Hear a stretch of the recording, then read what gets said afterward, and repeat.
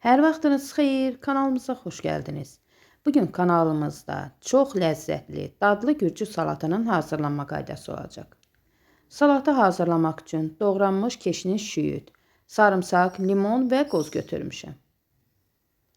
Əvvəlcə para limonun suyunu sıxıram.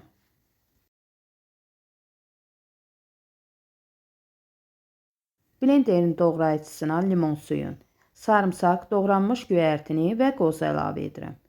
Üzərindən 3-4 yemək qaşığı da zeytun yağı əlavə edirəm. Sonra blenderin doğrayıcısından keçirdirəm.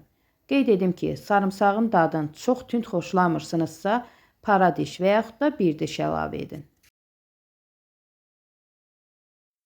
2 ədəd qabığı bu cür soyulmuş xiyarı da bu qaydada doğrayıram. Geniş bir qabın içərisinə əlavə edirəm. 4-5 ədəd xırda pomidoru ortadan 3-4 yerə bölürəm. Özək hissəsini kəsib götürürəm.